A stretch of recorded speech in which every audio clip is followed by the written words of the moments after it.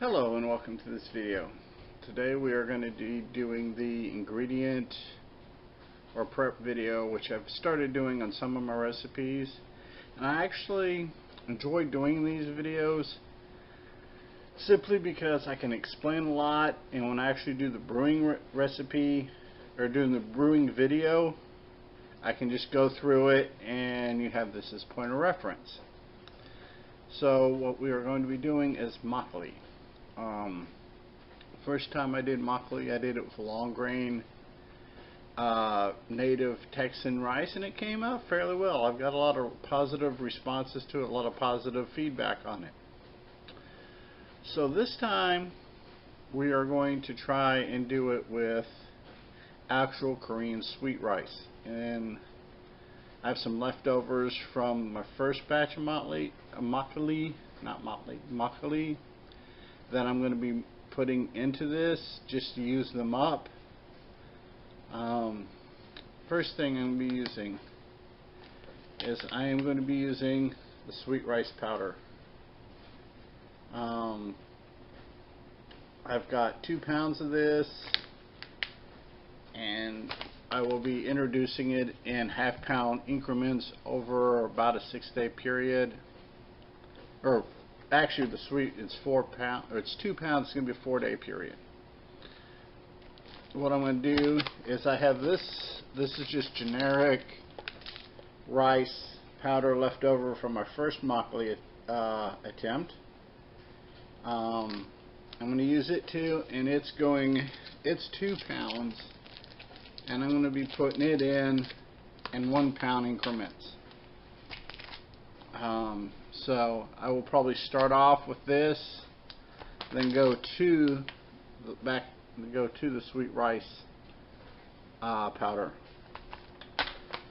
Then for the rice, I've got actual, move it here, actual Korean sweet rice. This is a 5-pound bag.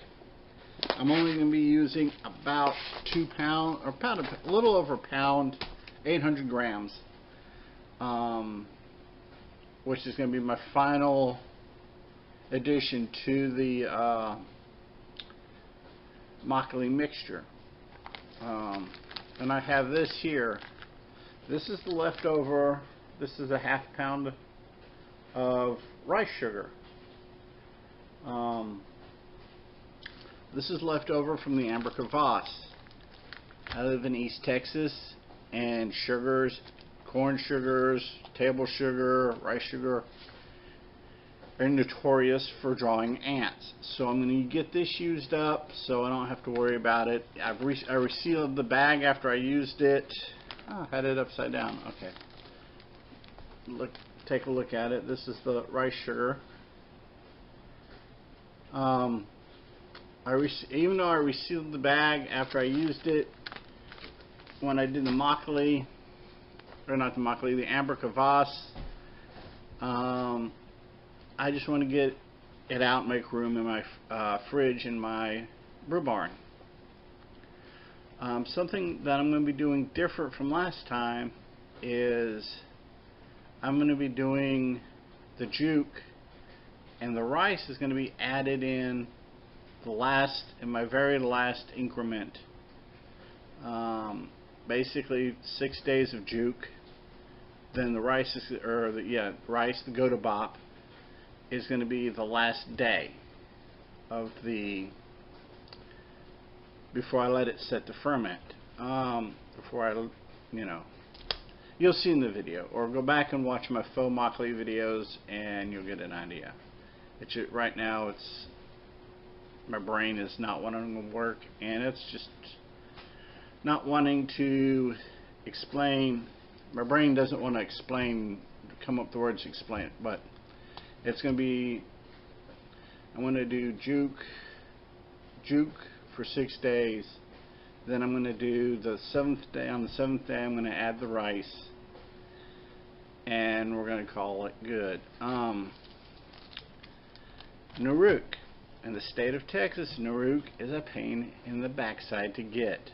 I've called several Asian markets, Korean markets, Austin, Houston area, and evidently from what these have all told me, and it's a fairly consistent story, so I'm tending to believe it, is that the Texas Department of Agriculture is just really wonky on letting Nuruc into Texas. So what I'm going to be using for this when I do my first initial juke is I am going to be using, do I got that upside? Yes, I do. Got it upside down again. I'm going to be using alpha anilase. My last batch I used gluco anilase, and I'm going to be using Red Star Premier Blanc for my yeast. So last time I used distiller's yeast, so we're going to see what the difference is, how the different rices, the different rice powders, and that the anilase enzyme come together in this. I'm probably not going to add any fruit or anything. So other than the rice sugar, which I don't think is going to give me any extra alcohol, it may give some residual sweetness. Even though the yeast has an alcohol tolerance of 20%, we may overload it.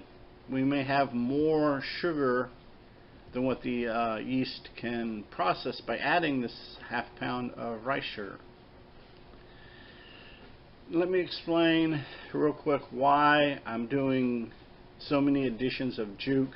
Then I'm going to put the Gotobop in on the last stage. A really good person does really good Makgeolli videos, almost exclusively. Jeff Rutledge, forgive me if I pronounced your name wrong. He does very good Makgeolli videos. Here recently, he posted a video where he had went to Korea and had taken a class on making makgeolli. And this is one of the things he pointed out in his video on making makgeolli, that you use, basically it's all juke up until the last stage on a multi-stage makgeolli. You put in the rice on the last stage, and it's all the powdered rice flour till then.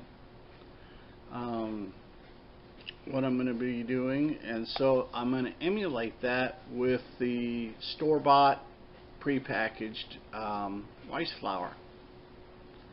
Something that he did point out in the same video, it's a very good video. If I remember, I'm going to link it at the bottom of this video, or I'm going to link it at the bottom of the brew video. I might link it on both. It depends on what happens to my brain. But about grinding your rice in your own powder. I will be doing that on a later date, just not this one. Just don't have the courage right now. So until the next video, peace, love, better brewing.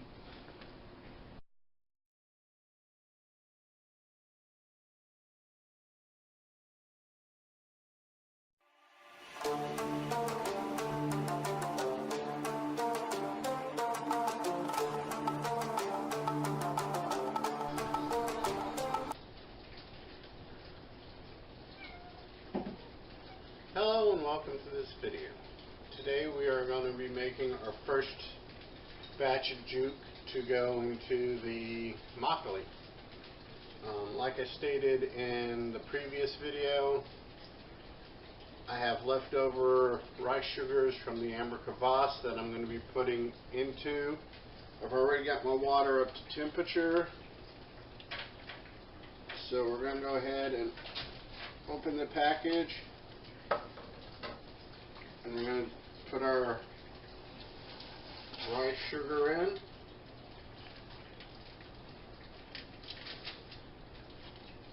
and dissolve it real good in the water.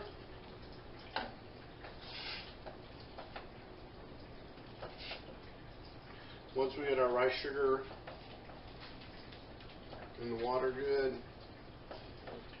I'm going to be using this first batch of jute. I'm going to be using nose itch there. I'm going to be using off the leftover rice flour. I'm going to be using the first part of the.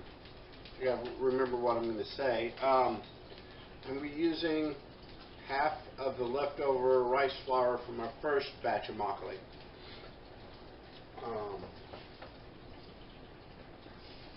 And because that's a 2-pound bag, I'm using a pound at a time. I do have extra water on hand in case I need it while making the jute. I've got the sugar pretty well dissolved, so I'm going to turn the heat down a little bit. I've measured out a pound out of the 2-pound package. I'm going to dump it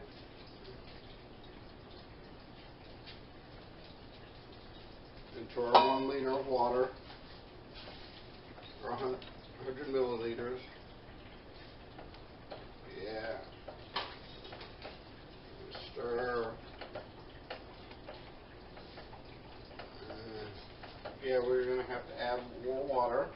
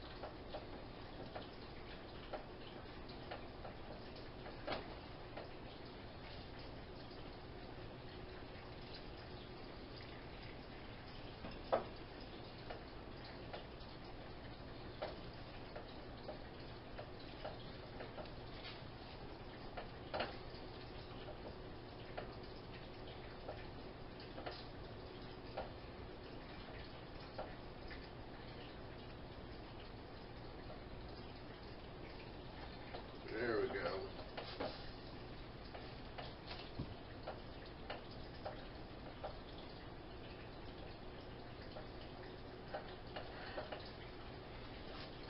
Stir, stir, stir, stir.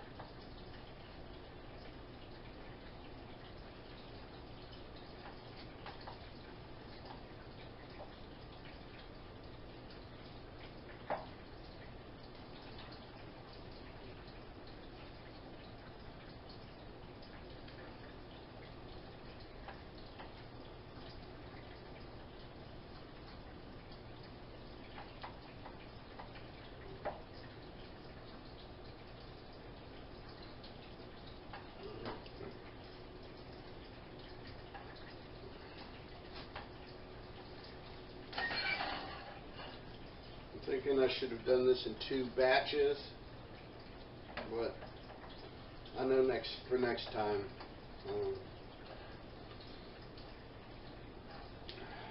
We got it pretty much stirred in. And this is kind of what you're looking at. I don't know how well it's coming out on the camera, but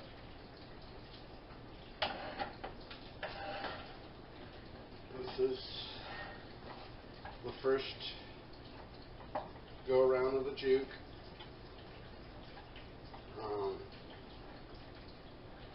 We're going to finish stirring it up, and unfortunately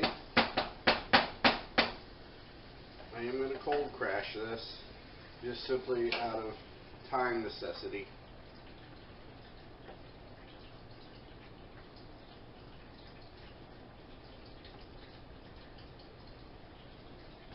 It should be interesting to get into the fermenter once we get that far. So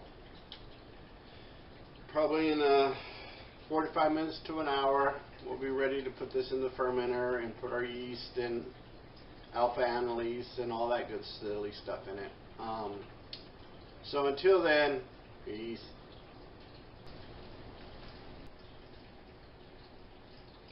Hello and welcome to this video, or welcome back to the video I should say. In this section of the video, the juke is still cooling. It's probably been about 30 minutes. It's still relatively hot. It's still cooling. I imagine that much juke is going to take a long while to cool. But what we're going to go ahead and do is we're going to rehydrate our yeast and our alpha amylase. This is something I normally don't worry about in a video doing, but in the preparation of makgeolli, especially if you're using Naruk, this is such a crucial step. I feel that I should go ahead and show it, dedicate a portion of the video to it, because I'm not using Naruk. I'm actually using yeast and alpha amylase. I have to do a little bit different than if I was using Naruk. Naruk has a lot of enzymes, amylase being one of them, that contribute to the taste and overall body and stuff of the makgeolli. So what I'm doing is I'm kind of just trying to replicate it, trying to give a kind of a taste. And what I have found that tends to work, I've already put into my beaker. I have a teaspoon of nutrient, and I also have a half teaspoon of beer nutrient. I'm going to add, bring this up to 100 milliliters.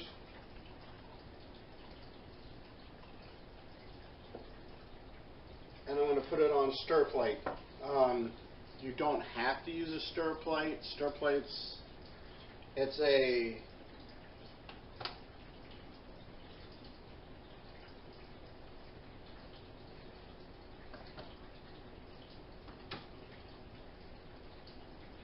using a stir plate is not a necessity. It's a convenience.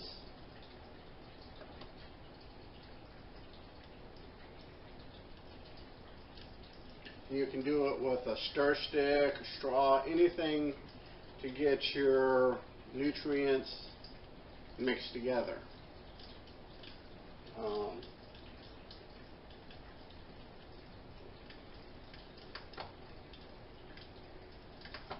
That's a little bit faster. Okay.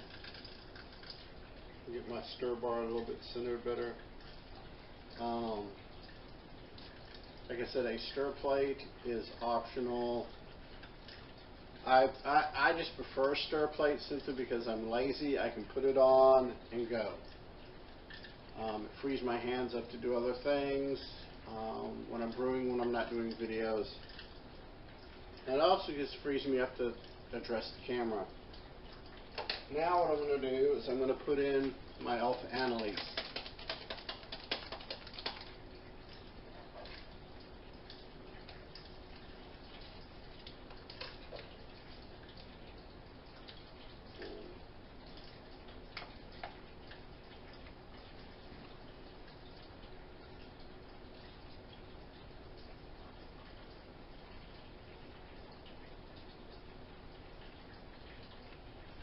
Yes, this just as a reminder, this whole surface area here has been sterilized.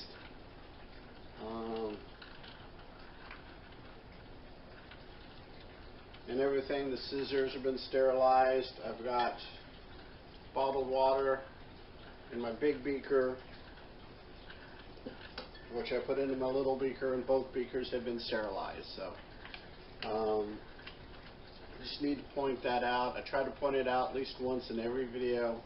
But sanitation is your friend. It is probably one of the most important things you can do in brewing. Let that get mixed in real good for a bit.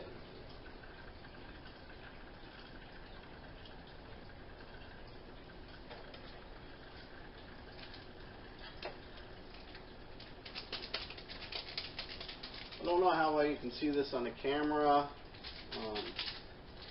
but hopefully it's coming out good. I may take it off the stir plate for a second and show you what my mixture looks like. But put my yeast in. I'm putting a whole pack of yeast in because I'm lazy. This is a 5-gram pack. I think it's 5 grams, and you only need about 2.5 grams, so basically a half a packet of this. But because I'm lazy, and I don't like trying to keep up with half packets or quarter packets or whatever of yeast, I use the whole pack. Like I said, if you want to measure it out, you can. It's probably better if you do. And if your sanitation is up to snuff, and you don't need to use a whole packet. Like I said, I do it out of pure laziness. I do it because I'm lazy, and I just don't like keeping up with half packets and quarter packets and this and that and the other thing. But like I said, it's just me. And if you're the kind of person that does that, that's cool. You're a better person than I am, because it's just not something that's in my nature to do. This is stirring pretty good. This is going to stir for probably about 30-40 minutes, and we're not going to sit here and watch it. But I am going to take it off and show you what my slurry looks like right now. And another thing, by stirring it, giving it a good stir, is you introduce oxygen in there, which the yeast needs. And because of the nature of makgeolli, you're stirring it twice a day. For the first 7 days, you're going to be stirring it twice a day. So you're going to be heaping oxygen in there, and you're going to make the yeast happy. Plus the nutrients and the beer nutrient is going to give it a half teaspoon. Is going to give it kind of that earthy taste feel that you would get from actually using the root. So until we get further down the road, see you in a bit. Peace. Okay, we're at the point that we are ready to put our juke into the fermenter, which has been cleaned, sterilized, and pitch our yeast. So take this here, take this off.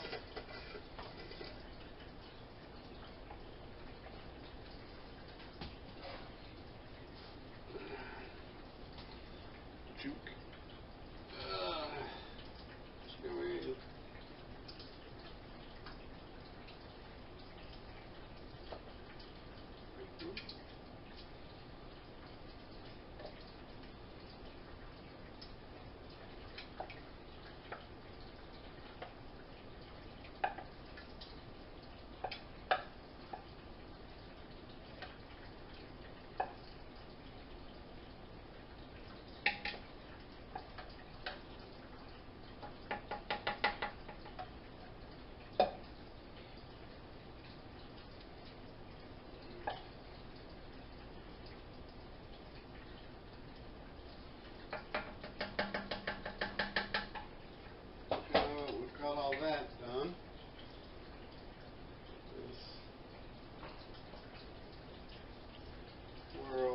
take and put our yeast in. And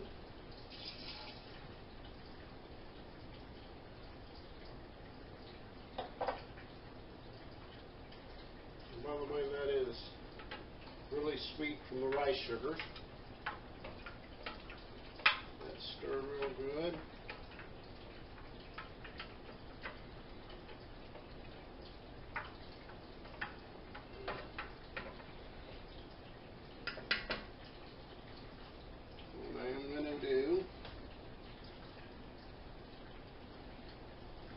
I got some more of my bottled water here. I'll put it in here. So I'm going to get all those yeasty bits out. Get all that yeast and nutrient in here.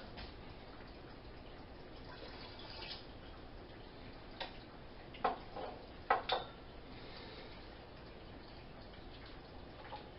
all that in there stirred real good.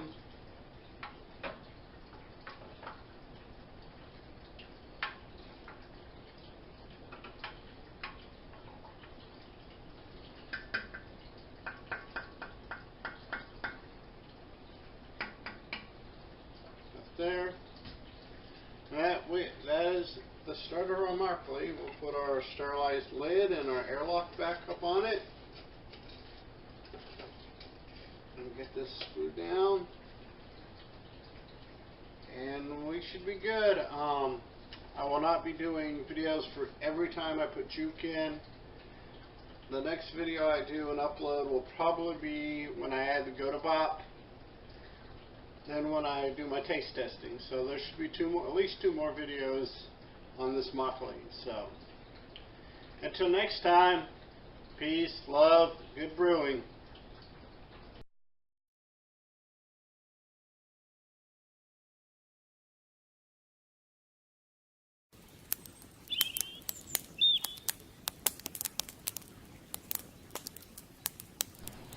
Hello and welcome to this video. Today we are going to be making the Gotobop. We're going to get the rice prepared to go into the Makgeolli. I have measured out a little over a pound and a half of the Korean sweet rice. I was only going to do a pound, but I got a little heavy-handed in my pouring, so I went ahead and just did a pound and a half, a little over a pound and a half. I'm going to be washing it in this bowl here.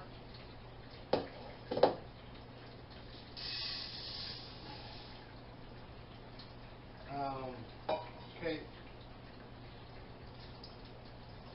Korean sweet rice is vastly smaller grained rice than most of the rices we're used to, most of the Western rices.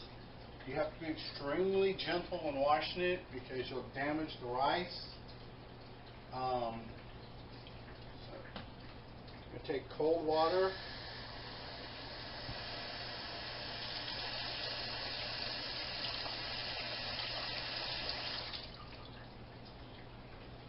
We're just basically, what we're doing is putting the water into the bowl and using our hand to stir it. And basically you do this and you repeat it until when your water runs out, it runs out clear.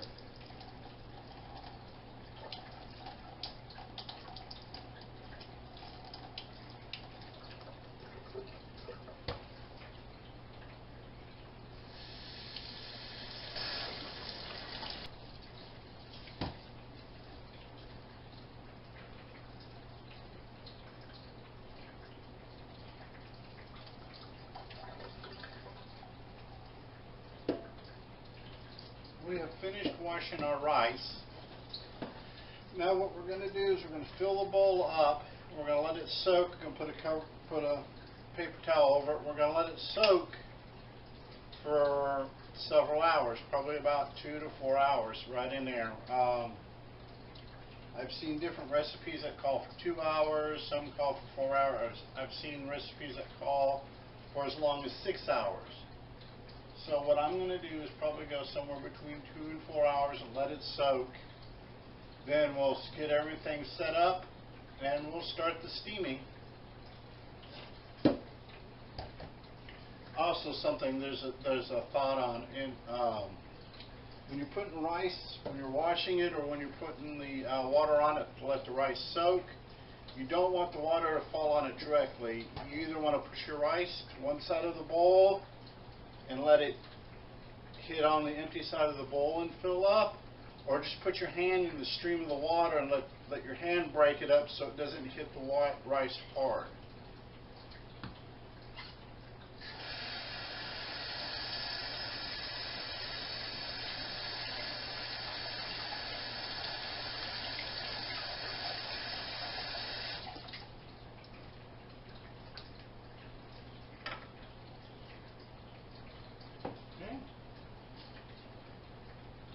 Got that set down. All I need to do now is get a paper towel put over it, and I'll see you when we get ready to get this stuff steamed.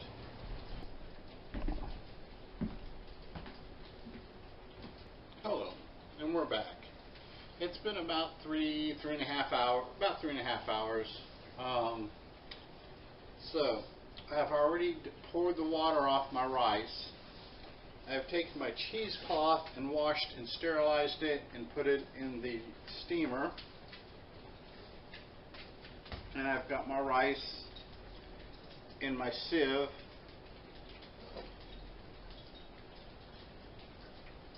With the that's also been cleaned and sterilized. So what we're going to do is we're going to put our rice into our steamer basket.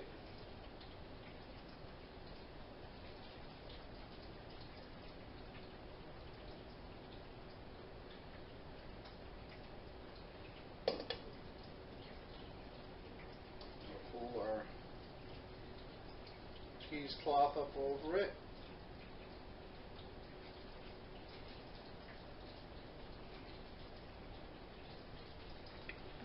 Reach over here. We're going to set it on our pot. I went ahead and I already brought the pot to a boil before I started the video camera, simply because time constraints and just makes life easier. So we're going to set this over the pot.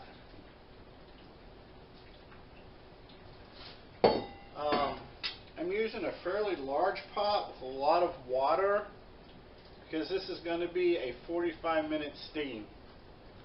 And there we go. I'm going to go ahead and set the timer.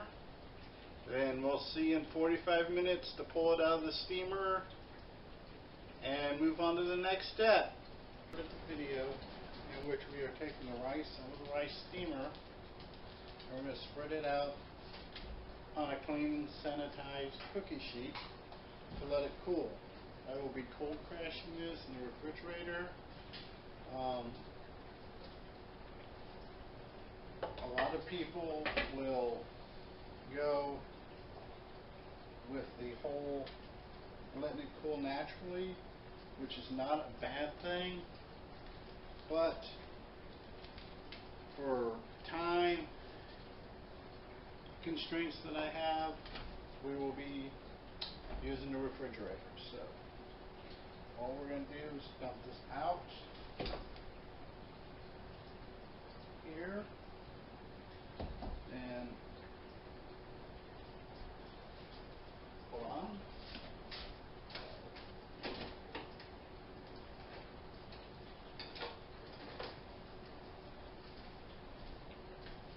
Back. I'm going to take a spoon. I will spread this out.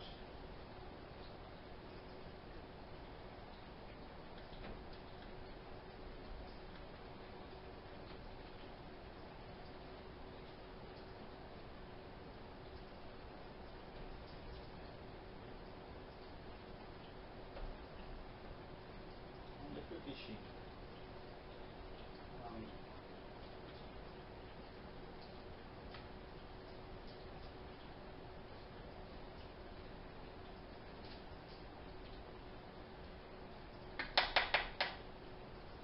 Now we will take this and we will be putting it in the refrigerator to let it cool. And once it says cool down to least room temperature, we will add it to the juke and we will start our 27-day fermentation process. Hello, our rice is cooled down and finally it's time to add it into our fermenter. So get the lid off. Set down my sanitized workspace. And all we do at this point is take our rice,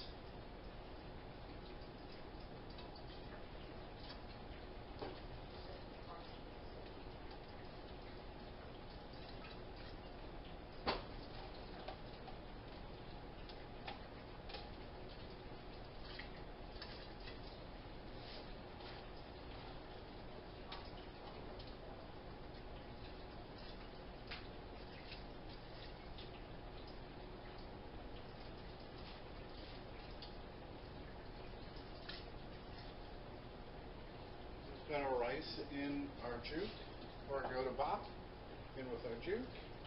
We give it a good stir.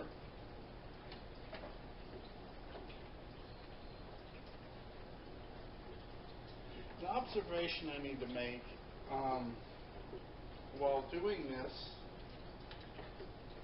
doing the stages of the juke first, I found that from the time I put the juke in for the porridge to the next time I stirred it, it had completely dissolved and turned into water. Or liquid. Not necessarily water, but liquid.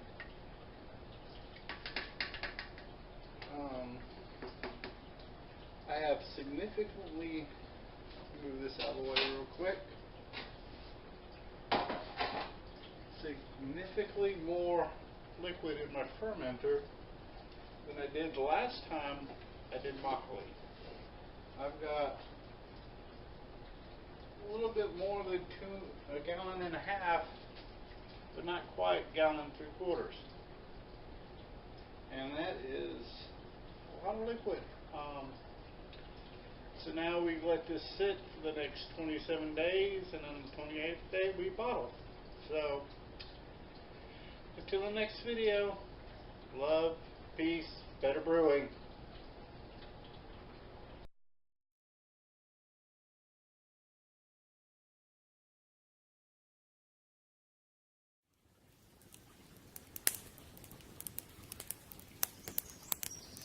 Hello and welcome to this video. Today we will be doing our makgeolli taste test. I have 1 cup of the full strength makgeolli, and judging by taste, it's right around 20%, 18-20%, give or take a little bit. And I have a glass of watered down. Once again, judging by taste, I'm saying probably about 7, maybe 8% at the most. Just because of the nature of the way you brew makgeolli, you can't get a original gravity to figure out what your potential alcohol is going to be. So you just got to kind of wing it. So this recipe was the recipe in which I used the juke, or the rice flour porridge. I did approximately 3 pounds. Yeah, 3 pounds. Then I did a pound of sweet rice for my go-to-bop. This has a very different flavor. The smell on this is very pleasant. Very different from the first makgeolli I did, which I really enjoyed. I really enjoyed this makgeolli too. It smells good.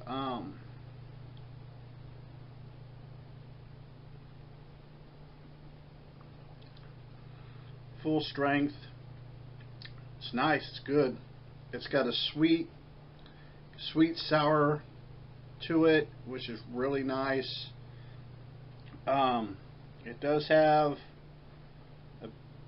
a little bit of rice chunks floating around in it, little rice bits that coat the glass. It's, like I said, this is really good. This would be a sipper. This is something you would. This would be really good with dinner, steak, red meat. This would be really good to drink alongside red meat. Maybe pork.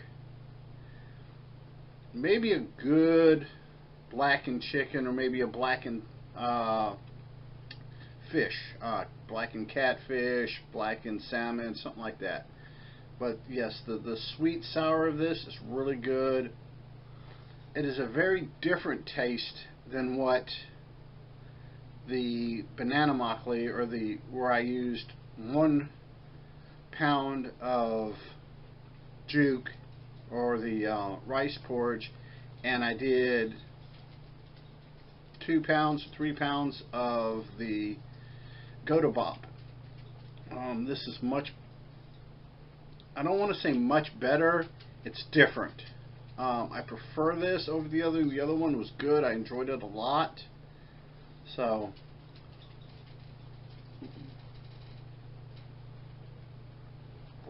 like I said, this is really good.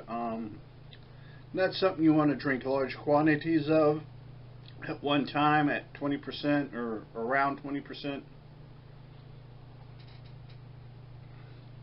Okay. Watered down. This is clearer. It doesn't leave the sediment on the glass. It kind of floats inside the water. It kind of looks like you have the water around the makgeolli. It's kind of an interesting effect in the glass.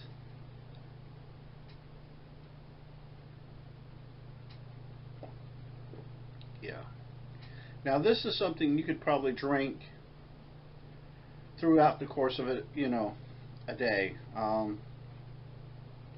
They said it tastes like it's probably 7, pushing it real hard, maybe 8%, but these are all guesses. So, like I said, this is very, very smooth,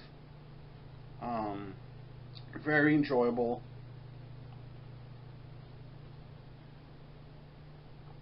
Like I said, you could drink this while doing yard work or something. Have your glass, do your yard work. Like I said, the alcohol isn't that bad. I mean, I'm not advocating drinking this makgeolli and going out and running chainsaws or power tools. I'm not advocating that. What I'm saying is, if you're raking or something like that, this would be pretty decent. This watered down is much better than the other makgeolli watered down that I did. All in all, I like both of them, so they're really enjoyable. I think I will stick to using the juke, where I'm using more juke than Godobop. So I think, to me, it's more enjoyable. I may at some point get a wild hair up my butt and go ahead and do something with the doing where I do more Godobop than I do juke.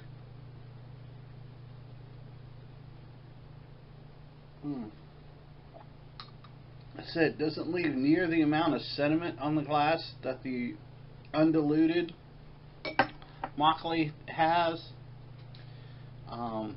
I also used champagne yeast, where the first time I did this, used distillation yeast. Got right about the same alcohol percentage, but I think the sweet sour is more prominent in the makgeolli using the champagne yeast. So I may go to using that when I do my makgeollis. I got about 1.5 gallons total when I bottled it. So it came out really nice, and I really enjoy using this more juke than Godobop. I'm trying to repress a burp right now, so There we go. It came out. So, till next time, love, peace, better brewing.